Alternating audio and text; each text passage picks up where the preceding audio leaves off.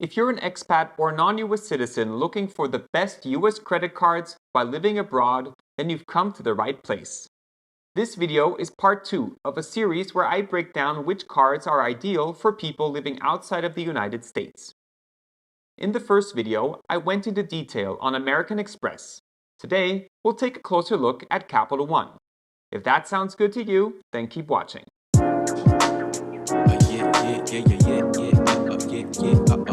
Hello, this is Kevin from Points Travel Tech.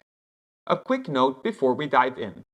The world of credit cards is a very dynamic one, so it's absolutely possible that perks, welcome offers, or conditions I address in this video will change in the future. This will most likely be fueled by the fact that Capital One will acquire Discover in the end of 2024 or early 2025.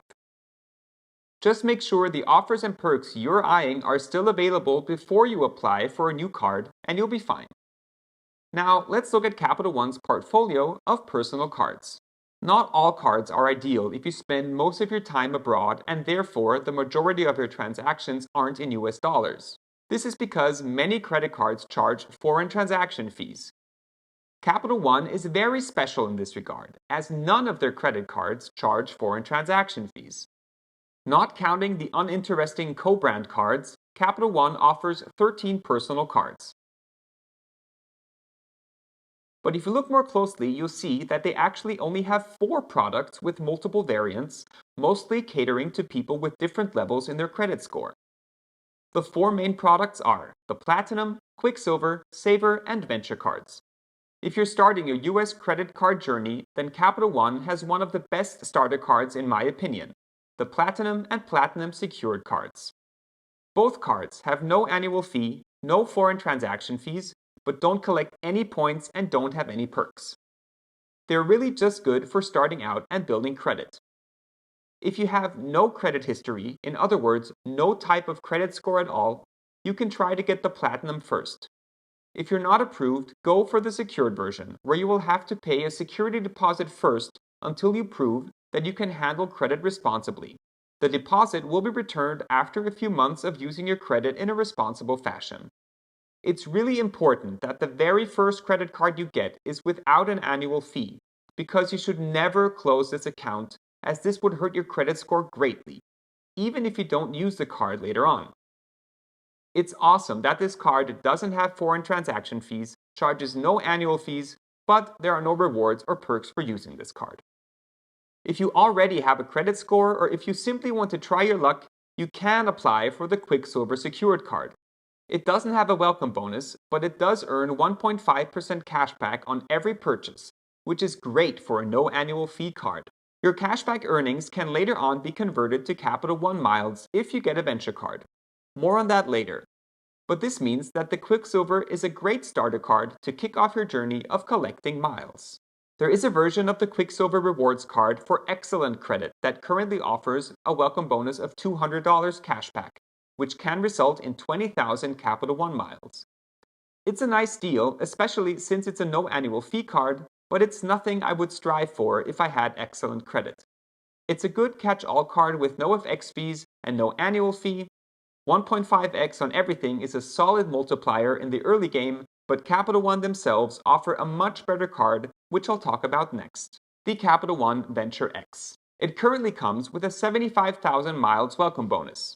It earns 2x on everything, 10x on hotels and rental cars booked through Capital One Travel, and 5x on flights booked through Capital One. The annual fee is $395, but you receive a $300 travel credit redeemable via Capital One Travel, $100 for global entry and TSA PreCheck, 10,000 miles annually after the first year, a great Priority Pass membership with unlimited guests and access to Plaza Premium and Capital One lounges with 2 complimentary guests. The Capital One miles this card earns can be transferred to multiple airlines, and the 10,000 miles you get annually are worth at least $100. This card has no FX fees and a great earning rate of 2x on everything, which comes in handy nicely. The Priority Pass you get with this card is one of the best in the business. Capital One is a bit complicated when it comes to their rules. There are statements floating around that you can only have 2 personal cards with them and only 1 Venture card. Others claim they have more than 2 cards, and also multiple venture cards are possible. I would definitely prioritize the Venture X and only think of another venture version in the later game. Once you have the Venture X, the cashback you earn on other Capital One cards can be converted to miles. This applies to the Quicksilver card I mentioned before, but also works with the last 2 Capital One cards on my list, the Savor Rewards and the SavorOne Rewards card. The Savor Rewards currently offers a welcome bonus of $300 cashback. If you have a venture card, this would be worth 30,000 miles. The annual fee is $95. The card earns 4% on dining worldwide, entertainment, and streaming services, 3% at grocery stores worldwide, and 1% on all other purchases. There are no perks that combat the annual fee, so instead, the SavorOne might be more interesting. The welcome bonus on the SavorOne is $200 cashback. It earns 3% on dining, entertainment, streaming, and supermarkets, and 1% on everything else. All of this at no annual fee. The reason you can't start your journey with this card is because it requires excellent credit, but it's a great card inside the Capital One ecosystem. The multipliers of the SavorOne card compete with the Amex Gold, which also earns 4x on restaurants worldwide, but has a much higher annual fee. I talked about that card in this video. Link below the like button. The Savor and SavorOne also compete directly with the City Premier card, which also offers 3x on dining, supermarkets, but adds 3x on airfare and gas stations worldwide. I'll talk more about that card in a future video, so be sure to subscribe to my channel so you don't miss the upload. All in all, the Savor cards have no FX fees, low to no annual fee, and good multipliers. Unfortunately, there aren't any perks associated with these cards. Please keep in mind that all welcome bonuses are highly volatile and can sometimes be increased by simply browsing in incognito mode. Alternatively, if you want to help out the channel, you can check out the links in the description and see if I can refer you to one of the cards you're interested in. Otherwise, do your research on how high the bonuses have been in the past. That wraps up the Capital One cards I would personally recommend. Do you agree or disagree? Let me know in the comments. Curious on how to get US credit cards as an expat or non-citizen? If you speak German, then I highly recommend checking out the US Credit Card Master Plan my friends Travel Insider Podcast and Gaia Dreams have created. It includes a step-by-step guide on everything you need to know. You don't even have to travel to the US to get the cards. Additionally, you'll get access to the closed Telegram group where all members share all their strategies and help each other out. If you follow the link in the description, you'll support my channel as well.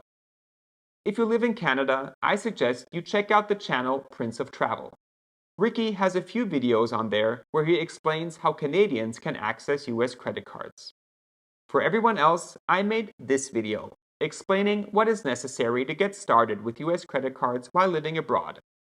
Hopefully, it will give you the info you need. If not, drop your questions in the comments. Thank you so much for watching. Please like this video and subscribe so you don't miss out when the series continues. Happy credit card applying, and see you soon.